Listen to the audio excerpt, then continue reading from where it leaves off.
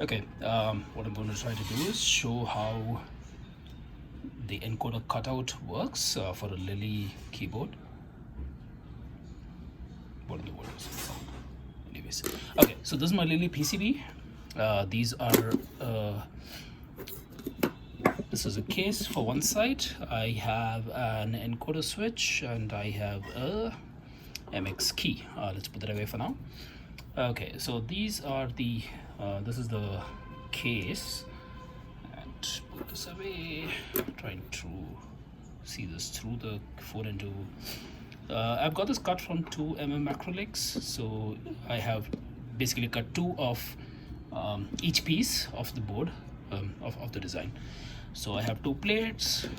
I have about four acrylic four, what do you call those, spacer thingies, and two base plates, right? I probably need just one base plate, so I'll keep that away. I could use 3 or 4 depending on what size I need, what height I need. So the ideal way is to have two 3mm cutouts, so that will become 6mm. However, since I have 2mm, 4 2s are 8, so it becomes 8mm. So I could get rid of 1, and I have, instead of 2 into 3, I have 3 into 2. So this is the same profile as what the designer of the case recommends. Come on. All right. So this would be the profile, and I guess the PCB sits somewhere in there.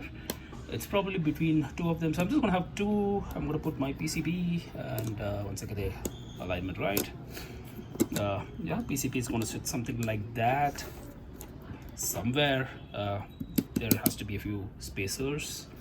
How is it sitting like that anyways? Okay, so I do that. I do this. I probably put the third one, the fourth one, and you have the plate here. Now, okay, the plate is interesting. So this is the encoder cutout. You see, it's not square. It's got a bit of a funny thing. Now, in the regular plate, if I, let's say, insert this in, right, it sits nicely, right? So it's, this much of it is popping out. It sits quite nicely. If I use 2, it doesn't snap in. Actually 1.5mm is supposed to be the best to snap in, but I've got 2mm. It's not bad, but it's better than 3mm. So this is 4mm. 4mm would not snap in, but what 4mm would do is, yeah, the clearance is a lot lesser, right? So it's holding up that much of the switch, and this much of clearance above the PCB should probably be good enough. But then the idea is that switch doesn't go beyond the plate, right? So anyway, I'm just going to use one of them to demonstrate this. Oh, my encoder, yeah. So yeah, where was I? There we are. Yeah, so basically, see, the switch is not going to go through this, right? The plate is holding it, and once I solder it down, right, there's a plate mounted switch, and I should have decent clearance. I basically needed to sit on top of the PCB, so I'll use less profiles, bagera. I'm not going to get into that.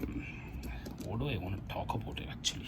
Yeah, so the point is the encoder. Okay, now if you look at the plate, this is the encoder. So encoder will go something like this, and right, so it goes through easily, whereas if you look at the square hole, it will not go through, right? Because we have those legs on the side, right? Those three legs on one side and 2 prongs on the other side. It's not going to go through. It's not going to go through the square hole. Now the point is, if you, let's say, solder this onto your PCB, right? And I'm going to try and insert this into the PCB without, on camera, without breaking any of the legs. Get in, damn it.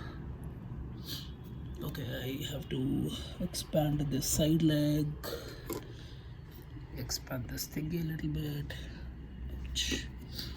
and try not to break anything. What in the world are those holes? Oh, come on. Okay, cool. So the encoder sits like this, right? This is how the encoder would sit, and you would solder those thingamagic legs down there. Now, how are you going to mount the plate, right?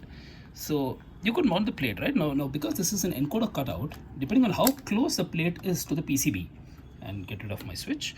Depending on how close the plate is to the PCB, if you're going to mount it flush, it won't be exactly flush, right? But if you're going to mount it flush, this is going to go through. However, if you're not mounting it flush, and let's say you are going to put it through one of these square holes, then it's going to sit weird, right? That's all it's going to go. It's not going to go through.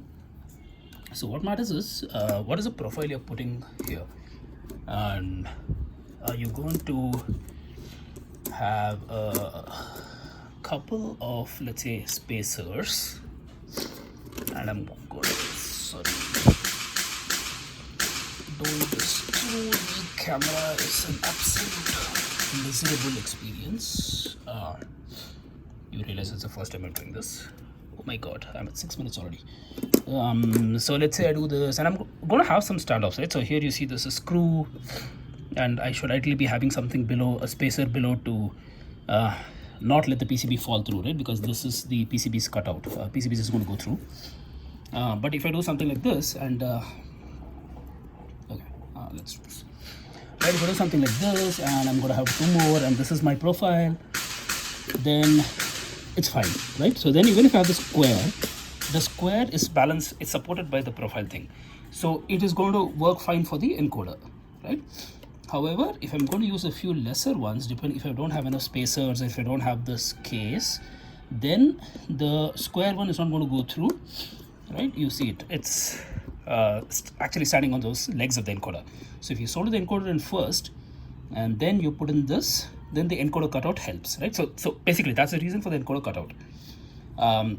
Also now you need to match this with your switch, right? So since mine are PCB mounted switches, the hole is smaller than the width of the switch, right? So yeah, it goes in like this. So I cannot solder the switch first and then place the PCB this way, right? That's not going to work, because then it would be sitting like this, right? And it ain't great. Your keycap is not going to sit properly.